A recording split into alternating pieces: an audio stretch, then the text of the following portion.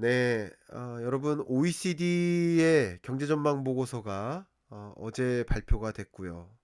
발표되자마자 그 보고서를 받아들고 좀 빨리 그 경제전망 보고서에 담긴 내용을 여러분께 전달드리기 위해서 영상으로 나갔죠.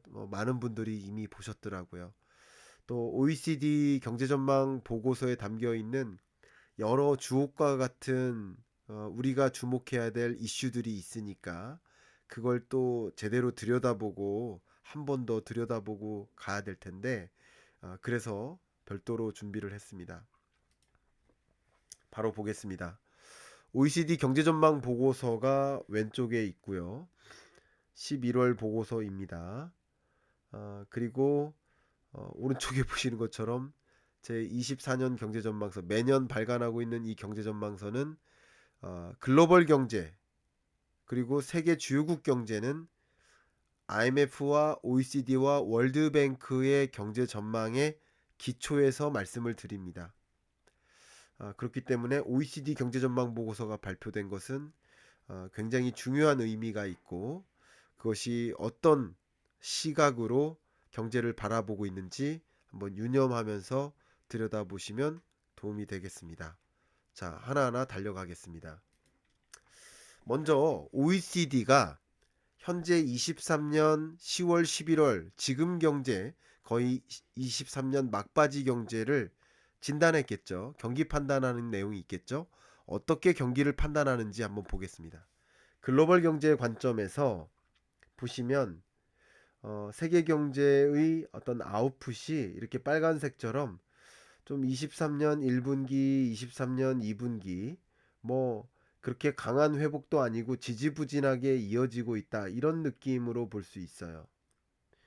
특히 여기 보시면 이머징 마켓 신흥국들은 좀 더 강한 성장이 있을 수 있는데 뭐 이렇게 회복되다가 말고 이런 느낌이고요.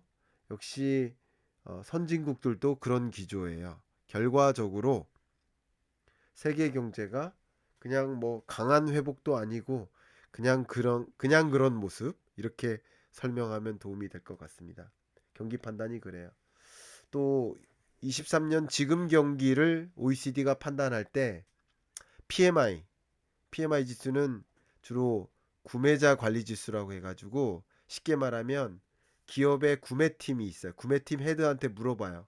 앞으로 예를 들어 휴대폰 회사한테 당신 휴대폰에 들어가는 그 부품이나 소재에 얼만큼 더 구매해 놓을 계획이 있는가 이런 걸 물어봐요.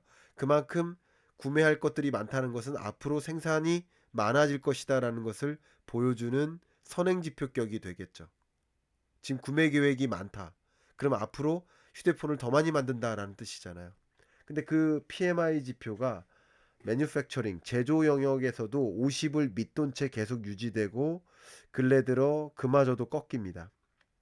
서비스 PMI 같은 경우 상당히 치솟아서 기대감이 좀 있었는데 그게 줄곧 떨어지다가 50에 50에 가깝게까지 떨어집니다. 경기가 어떻다는 거예요?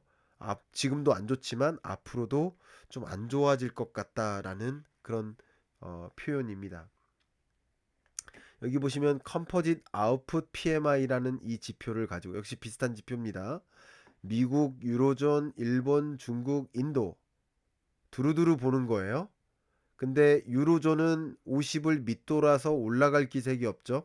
유로존은 굉장히 경제가 안 좋습니다. 그리고 일본 경제도 좀 23년 괜찮다 이랬다가 23년 끝자락으로 갈수록 50을 향해 갑니다. 다시 경기 침체를 만나는 모습이에요. 미국 경제는 그래서 50을 웃돌고 있지만 뭐 그래도 굉장히 강한 경기까지는 아닐 것으로 이제 23년 4분기 경제를 진단할 수 있어요. PMI 지표는 선행 지표인 거예요. 그죠? 구매팀한테 물어보는 거니까 생산팀한테 물어보는 게 아니에요. 그러니까 기업의 구매팀의 구매 부서가 뭐 여러 가지 원자재나 부품이나 소재를 구매할 계획을 물어본 거니까 이게 줄어들고 있다는 것은 앞으로 생산량이 줄어들겠다라는 것을 판단하는 모습이. 그러니까 결국 경기 판단이 지금 23년 끝자락으로 갈수록 안 좋고 그럼 23년 4분기는 더 안 좋고 24년도 그렇게 기대할 만하진 않다. 이런 느낌으로 우리는 이해할 수 있지 않겠습니까?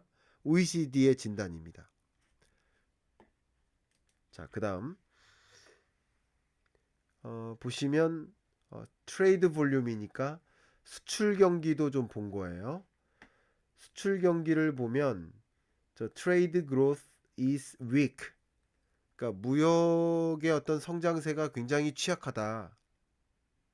근래 들어 단기적인 그 인디케이터들을 보면 뭐 더 그런 모습들이 있는데 각국을 보면 미국도 22년 상반기, 22년 하반기, 23년 상반기 그 무역의 규모 증감률이 둔화되는 그리고 마이너스로 전환되는 유로존도 이렇게 OECD에 속한 아시아 국가도 이렇게 다이나믹 에이시안 이코노미스도 계속 마이너스 행보 중국만 마이너스를 면해서 23년 상반기에 반짝 회복되는데 이것은 어쨌든 이 22년 동안의 무역 흐름이 안 좋아서 기저효과도 있고요. 어쨌든 23년부터는 이게 뭐 강한 어떤 리쇼링이래요. 리오프닝. 중국의 리오프닝 효과가 반영되긴 하겠지만 그 반영 정도가 어쨌든 나타나니까 반영이 강한 리오프닝의 효과가 있진 않지만 리오프닝이 어쨌든 나타나니까 이런 것들이 어, 상승 반전할 뿐이지 이게 강한 경기 회복이라고 판단하시기에는 이릅니다. 숫자 그대로 보시면 안 됩니다. 그리고 여기 컨테이너 포트, 소스루트 이게 결국 물동량이에요. 컨테이너 해운 물동량 이렇게 보시면 제일 좋죠. 그런 것을 보시면 중국을 제외한 주요국들 이게 전체가 반등하는데 중국의 반등세가 강해요. 왜? 리오프닝 때문에. 리오프닝 때문에 반등하는 건데 그러니까 이 빨간색만 보면 반등한다 이렇게 생각할 수 있지만 중국이 포함된 것이고 중국을 제외한 세계 경제의 그 컨테이너 물동량은 파란색처럼 이렇게 계속 꼬꾸라지는 거죠. 이렇게 OECD는 진단하니까 리오프닝 효과가 나타나는 중국을 제외하면 이 수출 경기가 개선되지 않고 있는 모습이다. 그리고 23년 끝자락일수록 더 그렇다. 이렇게 표현을 하고 있는 거예요. 이게 OECD가 판단하고 있는 지금 23년 경제 하반기 끝자락을 이렇게 확인할 수 있겠습니다. 여러분들도 아마 공감이 되시리라 생각이 됩니다. 이제 하이라이트죠. OECD는 24년 세계 경제를 어떻게 전망하고 있나 좀 볼 수 있도록 하겠습니다. 이것은 좀 자료 중심으로 봐야 되니까 저를 좀 빼고요. 이렇게 보여드릴게요. 훨씬 낫죠. 보시는 것처럼 이 세계 경제는 빨간색 선 보세요. 세계 경제는 3.4%가 평년 성장률인 거예요. 근데 이 평년 성장률을 22년부터 밑돌죠. 살포시 밑도니까 이건 경기 둔화. 23년은 확실히 좀 밑돌기 시작하면서 3%도 채 못 이루어요. 24년은. 그러니까 24년 경제는 23년보다 더 어렵다. OECD는 이렇게 바라보고 있습니다. 이해가시죠? 그러니까 24년 경제는 23년보다 더 어렵다. 이렇게 보고 있는 겁니다. 미국 경제 같은 경우도 23년 경제는 나름 괜찮았지만 내년 경제는 1.5로 뭐 경기 침체가 있을 거야. 근데 그 경기 침체가 심각하진 않지만 마일드한 경기 침체로 올 거야. 이렇게 보고 있고요. 유로존 같은 경우는 뭐 올해도 어려웠는데 내년에도 계속 어렵다. 이렇게 보고 있고요. 일본 경제는 올해 반짝 회복했는데 다시 꼬꾸라질 거야. 이렇게 보고 있어요. 전반적으로 올해 경제보다 내년 경제가 더 어려운 모습이고요. 특히 중국 경제 보시면 올해가 5.2%인데 내년 4.7%로 뭐 성장률이 상당히 크게 뚝뚝 떨어지고요. 심지어 25년까지도 성장률이 뚝뚝 떨어지는 경제로 중국 경제, 소위 꼬꾸라지는 경제. 저도 24년 경제 전망에서 중국 경제를 뭐라고 했어요? 꼬꾸라지는 중국 경제 이렇게 표현했죠. 반면에 중국 경제는 6%대의 강한 상승률을 유지하는 흐름, 이것들은 대조적이죠. 네, 이렇게 볼 수 있겠습니다. 근데 물가 같은 경우를 보시면 참조적으로 미국 물가는 23년이 3.9%, 24년이 2.8%, 목표하는 물가는 2.2%가 25년에 올 거야라고 보고 있으니까 금리 인하 시점이 24년 중, 왜냐면 2.8%가 연간 물가지만 12월 동안을 분해해 보면 하반기 끝자락은 2%에 부합하는 물가가 나올 수 있거든요. 예를 들면 3.3, 3.2, 3.1, 3.0, 2.5, 뭐 2.4, 2.3, 2.2 이런 식으로 12개월이 전개되니까 이해 가시죠? 네, 그렇게 보면 좋겠습니다. 자, 이제 제 얼굴도 보여드려야 되니까. 이제 OECD가 세계 경제를 이렇게 어, 표를 통해 제시를 했는데 좀 표로 보면 딱 직감적으로 느껴지지 않으시니까 숫자를 먼저 보여드린 거고요. 그래프를 통해서 명확하게 24년 경제를 어떻게 전망했는지 설명드려 볼 수 있도록 하겠습니다. 보시는 것처럼 빨간색 선을 먼저 보세요. 이 점선이 평년 성장률이라고 보시면 좋겠습니다. 근데 22년에 밑돌기 시작하면서 23년 더 떨어지고 24년은 또 더 떨어진다. 그러니까 22년부터 23년, 24년까지 보면 22, 3년은 세계 경제가 어떻게 보면 경기 둔화, 그리고 23, 24년은 경기 침체 국면 이렇게 정의하면 좀 맞는 것 같아요. 근데 난 OECD 국가와 OECD 국가를 구분해 보면 OECD 국가 주로 말하면 선진국 경제가 더 L자가 강하게 꺾여 들어가죠. 24년 경제가 더 어려워지는 거죠. 그렇게 보시면 좋겠습니다. 이게 여러분들이 세계 경제를 보는 뷰 포인트 이렇게 가져가시면 도움이 되겠습니다. 그리고 세계 주요국들의 성장률 전망을 보면 이게 24년이고 이 초록색이 25년입니다. 인도가 6.1%로 세계적으로 가장 강한 성장세예요. 그리고 5.2%로 인도네시아가 그러해요. 그리고 이것은 24년만 그런 게 아니라 25년까지도 그러해요. 이 얘기는 뭡니까? 제가 책에서 강조했던 알타시아, 중국을 대신할 아시아 신흥국의 부상 이 부분 여러분 주목하셔야 된다라고 말씀드렸고 좀 투자 의사결정이라는 관점에서는 이 알타시아 국가들에 대한 ETF 같은 경우는 중장기적으로 유망할 수 있겠다 이런 의견 드립니다.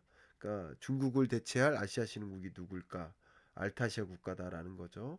그런 견지에서 쭉 참조해 보아주시면 좋겠습니다. 어쨌든 결론적으로 말씀드리면 세계 경제는 올해 경제보다 내년 경제가 더 어렵다.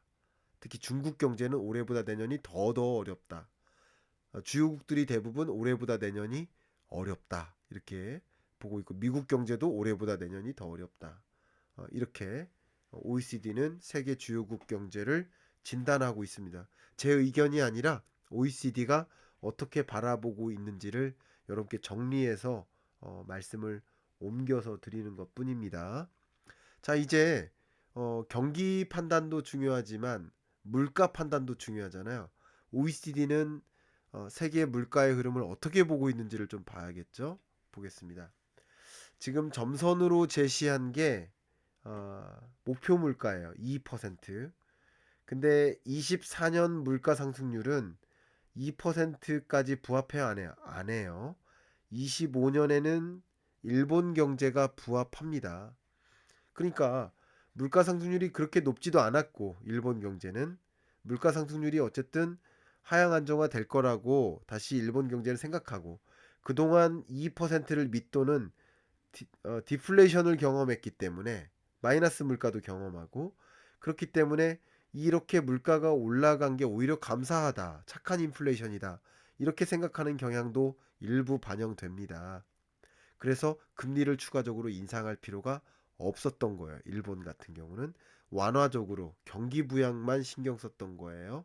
그러니까 일본 경제가 특히 주가가 좋았고 자 그리고 일, 미국 경제 같은 경우는 생각보다 빠른 속도로 물가가 안정화될 것으로 OECD는 관측하고 있습니다. 그래서 24년 연중에 이 물가 상승률을 분해해 볼게요.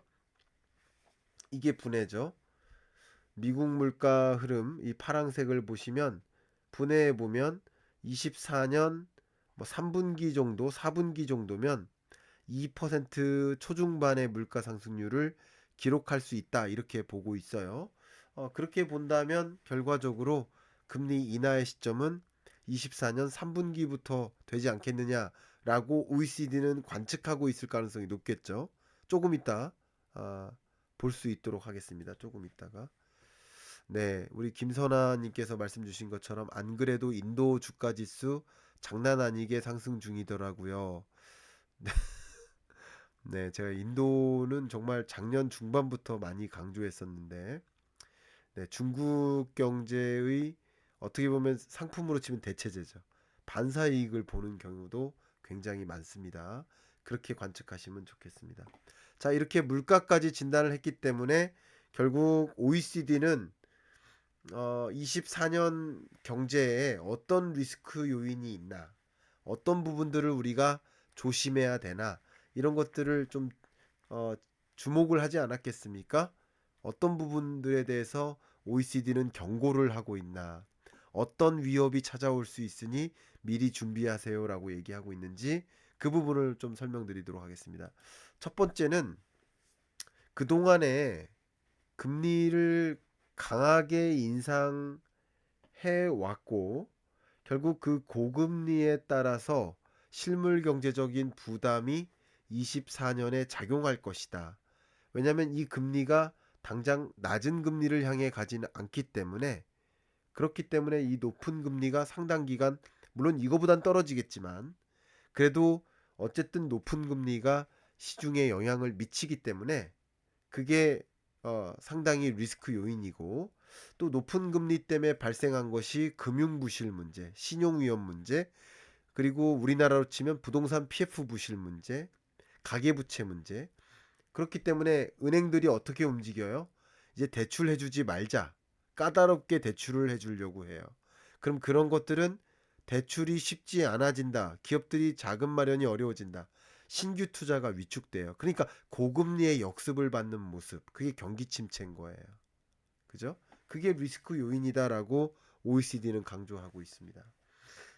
그 다음, 고금리가 오랫동안 지속되었기 때문에 세계적으로 가게나 하우스홀드 그리고 코퍼레이트 기업들의 이자 지급 부담이 굉장히 부담될 것이다. 강하게 상승했을 것이다.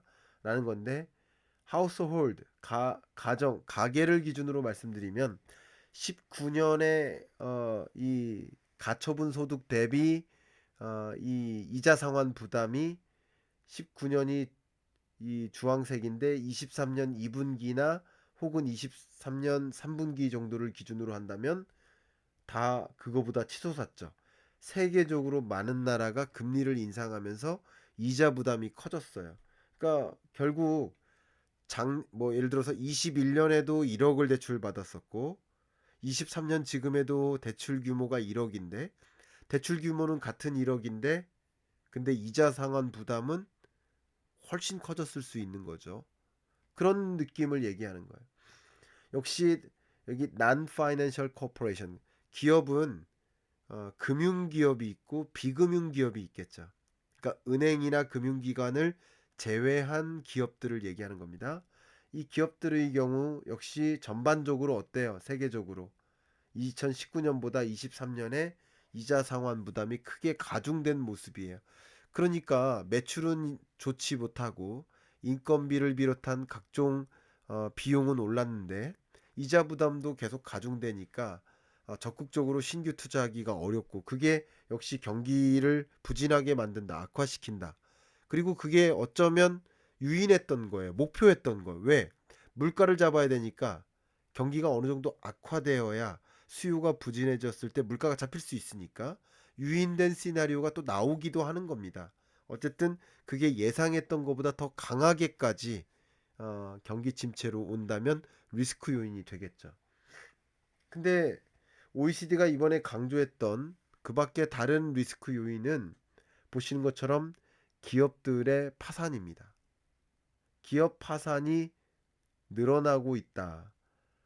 특히 2008년에서 2009년 금융위기 당시와 비교를 해본다면 금융위기 당시에 기업 파산 건수를 100으로 가정을 해보면 여기 보시면 노르웨이, 핀란드, 스페인, 뭐 영국, 스웨덴, 덴마크와 같은 주요 유로피언 OECD 국가들은 거의 금융위기 당시에 기업 파산이 전개되고 있다라고 진단하고 있고요. 프랑스나 이탈리 같은 경우도 거의 그것에 가까운 수준에 준하는 파산이 전개되고 있다. 뭐 그밖에 여기 다른 나라들도 그 정도 급은 아니지만 뭐 상당히 기업 파산 문제가 야기되고 있다. 이렇게 진단하고 있기 때문에 기업 부실, 기업의 파산. 그러면 그 기업의 부실이 어디로 옮겨져요? 금융기관의 부실로도 옮겨지죠. 그런 문제를 리스크 요인으로 관찰하고 있다. 이게 OECD가 진단한 주요 리스크 요인이라고 볼 수 있겠습니다. 마지막으로 또 리스크 요인이라는 관점에서 어떤 부분들을 강조하고 있는지 본다면 여기 보시면 excess savings 이게 뭐냐면 초과 저축이에요. 그러니까 우리나라뿐만 아니라 세계적으로 이 코로나19를 만나면서 이 코로나19에 대응하기 위해서 적극적으로 재정 지출을 아끼지 않았죠. 그 재정 지출 중에는 긴급 재난지원금 뭐 이런 것들이 여러 전 그 가구에게 제공이 되었는데 물론 이 재난지원금이 절대적으로 필요한 자영업자 여러분들이라든가 어, 해고된 임시 일용 근로자라든가 또 코로나19의 경제 충격을 집중적으로 받았던 항공, 여행, 면세점업 같은 경우 이런 경우는 당연히 재난지원금이 정말 소중한 오아시스 같은 역할을 했을 거라고 생각합니다. 그렇기 때문에 그것은 필요했다라고 생각을 해요, 개인적으로. 그런데 나는 월급 하나도 줄지 않았는데요. 나 대기업 직장인인데 월급 하나도 줄지 않았고 뭐 LG전자 같은 경우는 가전제품 소비가 엄청나게 일어나서 보너스도 많이 받고요.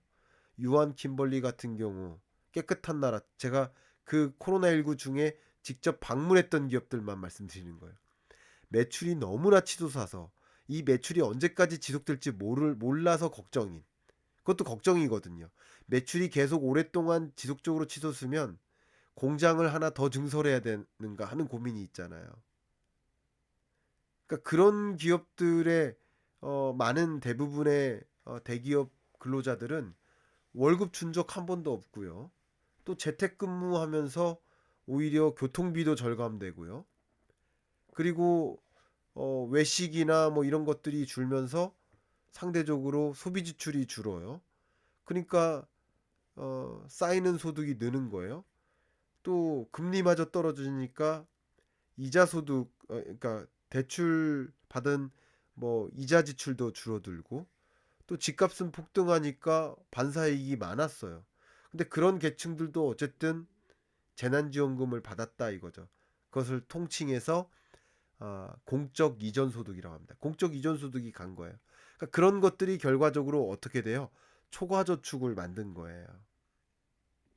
근데 초과 저축이 만들어졌는데 보시면 최근의 초과 저축 규모와 1년 전의 초과 저축 규모를 보면 최근 초과 저축 규모가 좀 줄어드는 경향에 있는 나라들이 있죠. 그죠? 그리고 특히 이 가계의 저축 규모가 어, 파랑색이 기존이고 초록색 네모가 최근 기준인데 향후에 그 세모보다 줄어들 나라들이 있죠. 미국이 대표적이 저축액이 줄어드는 거예요. 그러니까 이게 뭐죠? 이런 국면에 있는 나라들이 저축액을 이제 소진해 가면서 어 버텨나가는 거죠 이제. 초과 저축을 소진하거나. 근데 그게 이제 23년 끝자락에 미국 같은 경우는 거의 다 소진되는 지점이 온다는 거죠. 그러니까 이런 것들이 초과 저축이 소진되고 기존의 리스크 관리 차원에서 쌓아놨던 저축액이 이제 점차 소진될 거라고 한다면 뭐 나름 물가가 오를 때 그 저축액을 사용하는 역할로서 민간 소비가 좀 버텨냈고 하는 역할이 있었지만 그 영향마저 이제 사라진다는 거죠. 그러면 그게 뭐예요? 리스크 요인. 경기 침체를 불러올 리스크 요인이다라고 판단을 하는 거예요. 이번 시간은 정말 제가 마치 수업처럼 얘기하네요. 학교 수업처럼. 이번 시간은 마치 OECD가 경제전망 보고서를 통해서 어떻게 이 경제를 바라보고 있는지, 어떤 위험 요인이 있는지, 어떤 위협이 24년에 찾아올 것인지, 이런 것들을 여러분께 그냥 드라이하게 저의 의견이 아니라 OECD의 뷰를 여러분께 소개해 드리는 겁니다. 마지막으로 주요국의 24년 시중금리를 전망할 때 기준금리 스탠스를 먼저 봐야 되잖아요. 보시면 미국 같은 경우는 24년에 뭐 점진적으로 금리를 인하하기 시작할 것이다. 이렇게 보고 있고요. 그래서 결과적으로 뭐 한 1% 포인트만큼의 금리 인하를 단행할 것이다. 라고 보고 있습니다. 그러면 이런 것을 시중에선 믿고 있기 때문에 현재는 그런 것을 더 시나리오로서 가정하기 때문에 지금 당장 기준금리 인상 끝났고 곧 기준금리 인하할 거야 라는 생각에 주식시장으로 돈의 유입이 있는 것이죠. 그게 주가를 반등시키는 거예요. 한국 금리 인하 추이는 어쨌든 24년 연중에 대략 한 3분기 정도면 금리 인하를 단행하기 시작할 것이다. 한두 차례 정도 이렇게 OECD는 바라보고 있습니다. 이렇게 금리 인하를 단행하는 이유 중에 하나는 어쨌든 물가가 상당한 수준으로 안정화되는 수순에 있다. 그죠? 물가가 안정화되는 건 아니죠. 물가 상승률이 2%로 떨어지는 거죠. 아직도 그렇게 댓글 다시는 분들이 있더라고요. 물가 하나도 안 떨어졌는데 왜 금리를 동결하는 거냐? 물가 상승률이 떨어지는 거지 물가가 떨어지는 게 아니에요. 물가는 계속 올라가는 겁니다. 그렇게 보시고 통화정책 관점에서는 어쨌든 물가 상승률을 기준으로 판단하는 것이기 때문에 여러분의 체감 물가, 그 물건의 가격과 물가 상승률의 흐름 둘 다 보시면서 비교하는 것이 필요하겠다라는 말씀 드립니다. 자, 녹화를 끝내고 이제 여러분들과 질의응답을 받아야 되는데 녹화 끝내기 전에 어, 뭐 홍보 말씀드리겠습니다. 제가 2024년 경제를 볼 때 고물가 고금리가 장기화되고 또 저성장이 고착화되는 뉴 레짐의 시대라고 말씀드렸고 그런 시대에 실물 경제적으로는 고물가 고금리 저성장이 더 부정적인 하방 압력을 주겠지만 이제 고물가가 뭐 계속 지속되니 그게 이벤트가 아닌 거예요. 그게 이상한 일이 아닌 거예요. 고금리가 계속 지속되니 금리 인상 끝났다는 것만으로도 이 자본시장, 자산시장에서는 긍정적으로 받아들이는 거예요. 곧 금리 인하 있다라는 것은 엄청난 기대감으로 받아들이는 거예요. 자본시장, 자산시장 입장에서는 달라요. 제가 강조해드린 것은 실물 경제적으로는 고물가, 고금리가 부담을 계속 주니까 경기 침체를 더 몰고 올 수 있겠지만 자본시장, 자산시장에서는 가격을 바라볼 때 다른 흐름을 야기하는 것이다.